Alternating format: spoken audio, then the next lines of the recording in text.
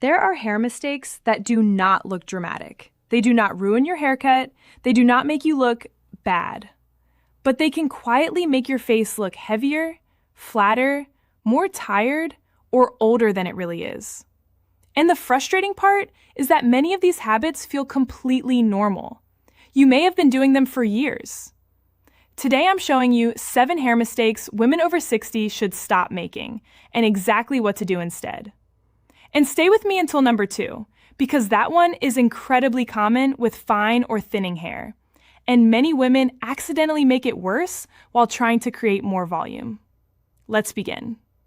Number 7, keeping the same part in the same place every day. If you have worn your hair parted in exactly the same spot for years, you may notice something strange. The hair around that line starts looking flatter. You can see more scalp, and the whole top of the hairstyle loses lift. This does not necessarily mean your hair suddenly became much thinner. Sometimes the roots have simply been trained to fall in one direction every single day. That repeated pattern can make the crown look flatter than it actually is. What should you do instead? Move your part slightly. You do not need a dramatic change. Even shifting it half an inch can change how the roots sit. Try a soft side part, a slightly off-center part, or alternate the direction every few days. You can also lift the roots gently while drying, instead of pressing them flat against the scalp. The goal is not huge volume. It is simply to stop the hair from collapsing into the same pattern every day. Before we continue, I also created a complete 60+ hair guide with flattering haircut ideas, styling fixes for fine hair, and simple salon tips you can take with you to your next appointment. If you have ever struggled to explain exactly what you want to your stylist, or you are trying to make fine or mature hair look fuller and more flattering, the guide was made specifically for that. If you'd like to check it out, you'll find the product link in the first pinned comment below. Now let's continue with number 6. Number 6, making the hair too perfect. This sounds strange because we usually think polished hair should look perfect. But after 60, hair that is extremely stiff, smooth, and controlled can sometimes make the face look harder. Every strand is sprayed into place. There is no softness around the cheeks, no movement, no separation. And when the hair looks rigid, facial lines can appear more noticeable because there is nothing softening the overall frame. What looks better instead? Leave a little movement. A few soft pieces around the face. Gentle bend through the ends. Some separation between layers. The hairstyle should look finished without looking frozen. If you use hairspray, try spraying it lightly from a distance rather than coating the entire surface. And if your stylist gives you a very sculpted finish, run your fingers gently through it before leaving the salon. Sometimes imperfect hair looks far more modern than perfect hair. Number 5, putting too much volume at the sides. Volume is usually good, but where you put that volume matters. If all the fullness sits beside the cheeks and ears, the hairstyle expands outward. That can make the face appear wider. And if the crown remains flat at the same time, the whole silhouette starts moving horizontally instead of vertically. What should you do instead? Move some of that volume upward. Lift slightly at the crown. Keep the sides softer and closer to the head. You do not need a dramatic teased crown. Even a small amount of height near the top can make the hairstyle feel lighter and more balanced. A good haircut can help with this too. Shorter internal layers near the crown can create lift without forcing you to style for 20 minutes every morning. Think up, not out. That simple rule can completely change how a hairstyle frames the face. Number 4, holding on to weak, wispy ends. Longer hair after 60 can look beautiful. The problem is not length. The problem is when the bottom few inches become extremely thin. You can often see through the ends. They separate into little strings. And instead of making the hair look longer and fuller, they can actually make the entire hairstyle appear thinner. This happens especially with fine hair, because we become afraid to cut any length. We think, If I cut it, I'll have even less hair. But sometimes, removing the weakest 2 inches makes the whole head of hair appear thicker. What should you do instead? Protect the perimeter. Ask your stylist to keep the bottom edge looking healthy and intentional. You can still have layers, you can still have movement, but the ends should not disappear. If you can clearly see through the last few inches of your hair, it may be time for a small trim. And often, the hair immediately looks fuller without changing the overall style very much. Number 3, choosing a haircut only because it is easy. Ease matters. No one wants a haircut that takes 45 minutes every morning. But sometimes we choose a style only because it is practical.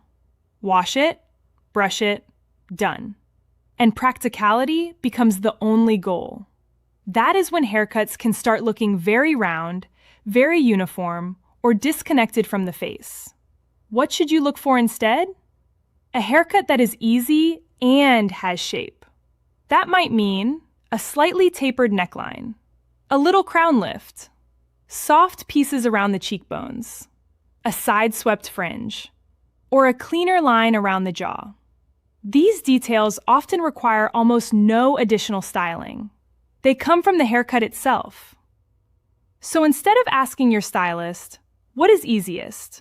Try asking, what is the easiest haircut that will still give me lift and shape around my face? That one question can lead to a completely different result. Number 2, overloading fine hair with product. This is one of the biggest traps with fine or thinning hair. The hair looks flat, so you add mousse, then root spray, then thickening cream, then oil because the ends feel dry, then hairspray. And suddenly, the products designed to make your hair fuller are weighing it down. Fine hair has less physical mass, so it cannot always carry the same amount of product that thicker hair can. The result can be greasy roots, separated strands, and less movement. What should you do instead? Use less product, but place it more strategically. If you need root lift, keep the volumizing product mostly at the roots. If the ends feel dry, use a tiny amount of smoothing product only on the ends. Avoid putting heavy oils near the scalp. And do not automatically layer 4 products because each bottle promises volume. Start with 1, style your hair, then decide whether you actually need another.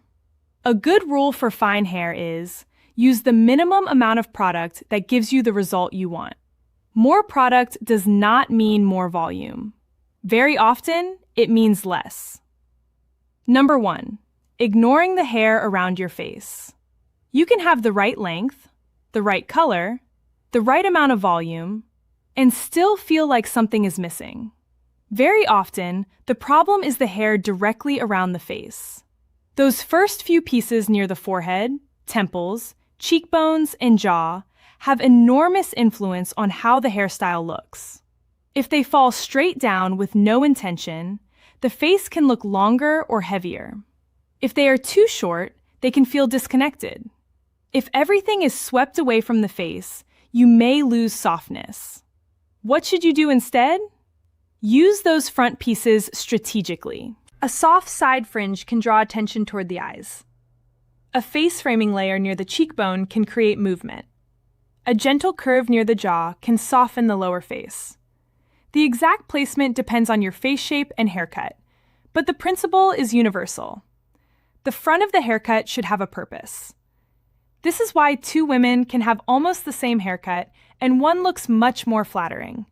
The difference is often only a few inches of hair around the face. The 3 hair rules I would remember after 60. If you remember nothing else from this video, remember these 3 things. First, shape matters more than length.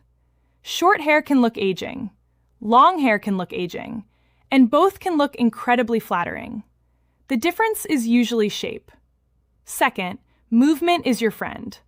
Hair that bends, separates, and moves tends to look softer than hair that is completely rigid. And third, fine hair needs strategy, not more effort. You do not need 20 products. You do not need constant teasing. You do not need to fight your hair every morning. A better haircut and better product placement can do most of the work for you. What to ask your stylist. At your next appointment, instead of simply saying, just trim it, try asking, where should I have volume for my face shape? Can we keep the ends looking fuller? What should the hair around my face be doing? And how can we make this easy for me to style at home? Those questions give your stylist much more useful information, because the goal is not simply to cut hair.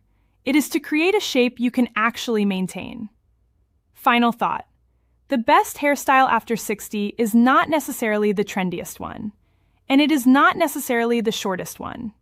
It is the hairstyle that makes your face look balanced, keeps your hair looking healthy, and still feels like you. Sometimes the difference between a hairstyle that feels aging and one that feels fresh is incredibly small. A slightly different part. 2 inches removed from weak ends. Less product. A softer fringe. More lift in the right place. Those little changes add up. And if you'd like more help choosing flattering cuts and styling fine or mature hair, I've put together my 60+ hair guide with hairstyle ideas, styling fixes, and simple salon tips you can use before your next appointment. You'll find the product link in the first pinned comment below. And now, I'd love to know, which of these 7 hair mistakes do you think you're making right now?